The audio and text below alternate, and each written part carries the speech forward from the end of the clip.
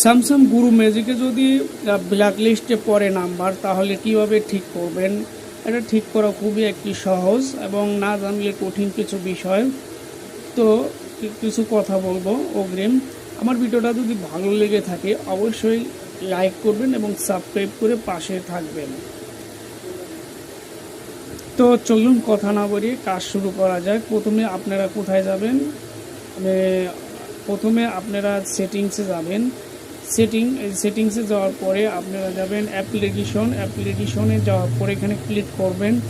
Click করার পরে আপনারা কি করবেন? করার পরে দেখতে পাচ্ছেন সবার উপরে কিন্তু কল আছে, কল এখানে ক্লিক করবেন।